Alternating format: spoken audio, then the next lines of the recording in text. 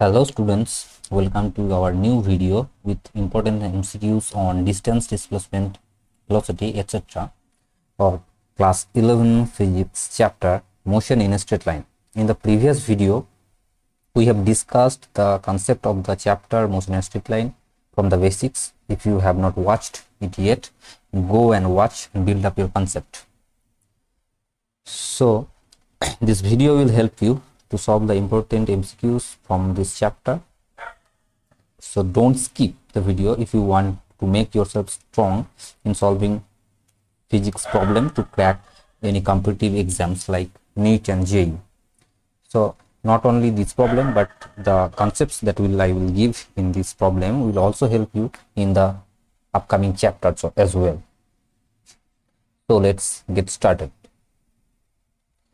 The first problem is a body is moving in a curved path with quarter of a circle. If it is moving in a circular path and it is moving in a circular path and it is going quarter of the circle, means 1/4 of the circle. Then we have to calculate the ratio of the distance to the displacement. So ये body circular path में पड़ा है और ये circle का 1/4 distance travel कर रहा है सर्कुलर पाथ पे, तो हम लोगों को ये डिस्टेंस और डिस्प्लेसमेंट का रेशियो कैलकुलेट करना है. So what will be the distance? Distance will be the actual path length, means this length, and displacement will be the distance between the initial point and the final point, means this one will be the displacement, the shortest path between initial and final point. So the distance will be 1/4 of the circumference of the circle. If it is radius is r, then 2 pi r is the circumference and 2 pi r by 1/4 will be the distance, and distance is to displacement, and displacement will be, how to calculate the displacement? It is a triangle. This is r, as it is the radius, it is also radius, so it is r. So this one will be, it is a rectangular triangle and it will be √2 is to √2r. This is r, this is r, so hypotenuse will be r square plus r square, means √2r. So how much this is? The rr is getting out, and this is 2 pi is to 2√2. Pi means 22/7 is to 2√2, means this is 11 is to 7√2. So option 3 is correct. So in the next problem, what is said? If displacement of a particle is 0, the distance covered, the displacement of the particle is 0, means initial point and final point is same, as the displacement is 0. So if the initial and final point is 0, the distance covered may or may not be 0. Option 2 is correct, because if it is going and traveling a path like this and coming to this point, then the displacement is 0, but the distance is not 0, because it is traveling some distance and the actual path length is the distance. So here distance is not 0. But if the body is in rest, the initial point and final point is same and it is not covering any distance, so in this case there will be, distance will be 0. Distance will be 0, so it may or may not be 0. It is the correct answer. So moving forward, if the distance covered is 0, displacement, it is the reverse actually. When we have seen, when the displacement of the particle is 0, the distance covered may or may not be 0. But in the next problem they said that if the distance covered is 0, then the displacement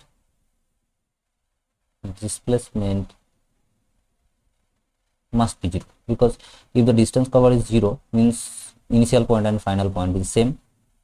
It is going, suppose it is going in this path and coming to this point, so distance, if it is going in this way, sorry, it is crossing way, distance will not be 0. It is not, distance is 0 means it is in rest position or it is not moving anywhere. So if distance is 0, then the displacement will be always 0. It must be 0, because initial point and final point is same, so it must be 0. And the next problem, the location of a particle is changed. What can we say about the displacement? Location is changed. So initial point, this is, suppose it is initial point and final point is this. So there is shifting of the position, means location is changed. Then what can we say about distance and displacement? So if his location is changed, there is a distance traveled, there must be some distance, and there will be displacement as well, because initial final point is changing, there is a distance between initial and final point. So displacement and both must not be,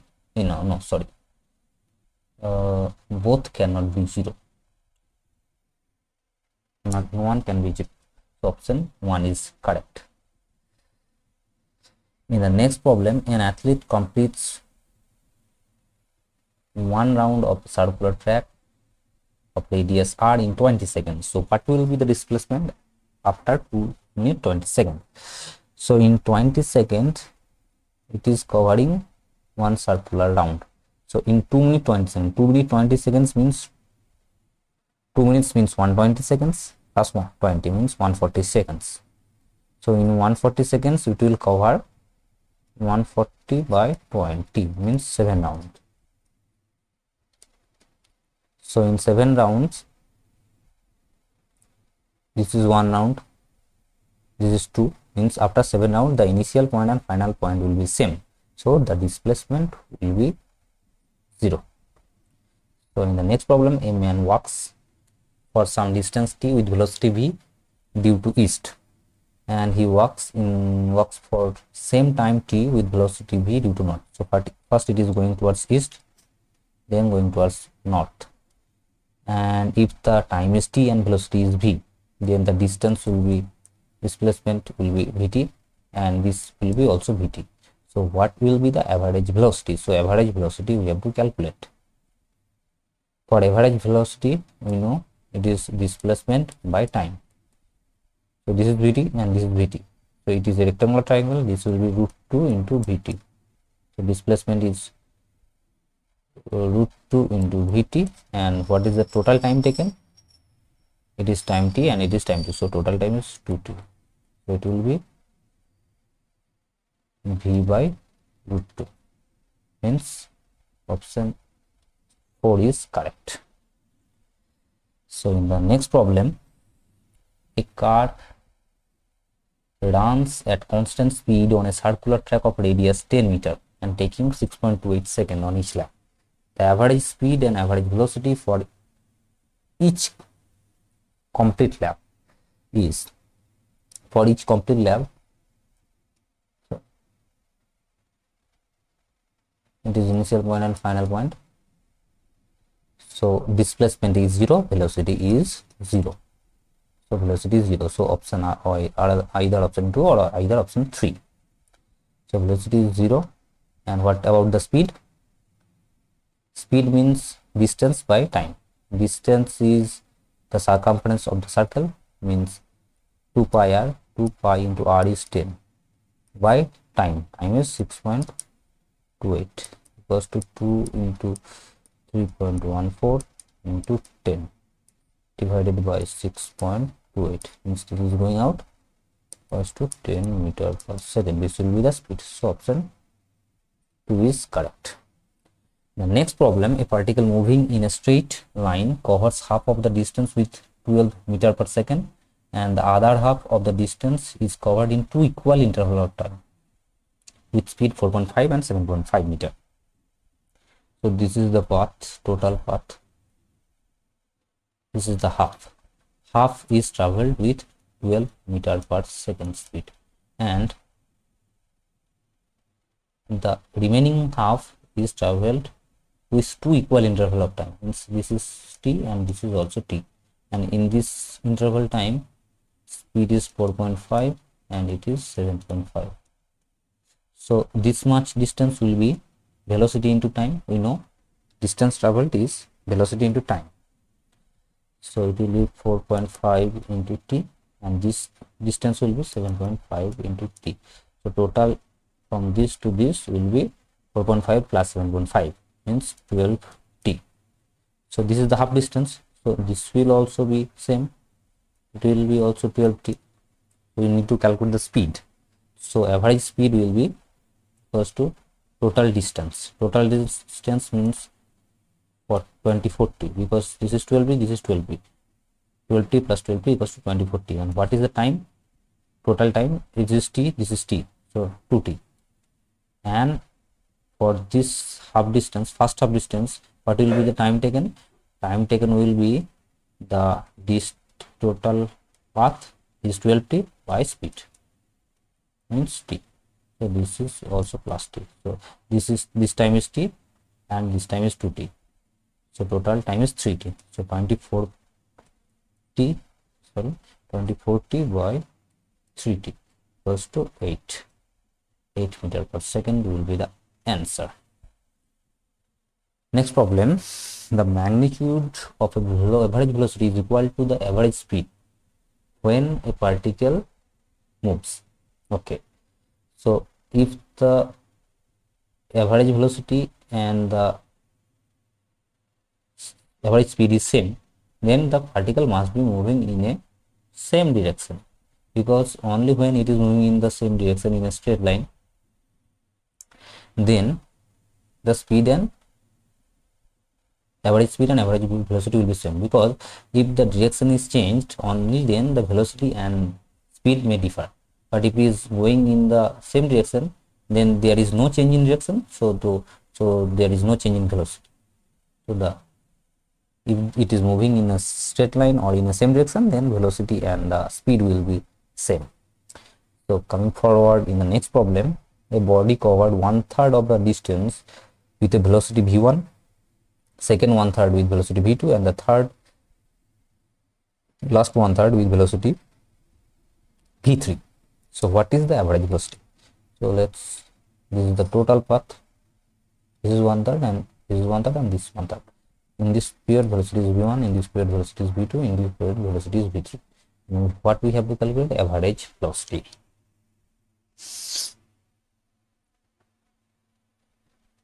So let us assume this is x, this is also x, and this is also x. So total path is 3x.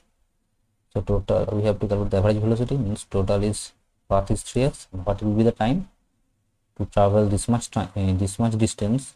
The time will be distance by velocity, means x by v1, and for this it will be x by v2, and for this it will be x by v3. And if you calculate, x will go down and it will come option 2. Do it by your own and calculate this. This is your home task, and you will finally come to this point. Clear? Next, the problem 11. A car travels a distance on a straight road with 2 hours. Suppose it is the initial point and it puts here, the distance is t and it takes 2 hours, and return the starting point in next hour. So then it also again returns from this point to this point with time 3 hours. Then what is the average speed? So what is the actual distance traveled? It is, for going forward it is taking d, and coming backward it is also t.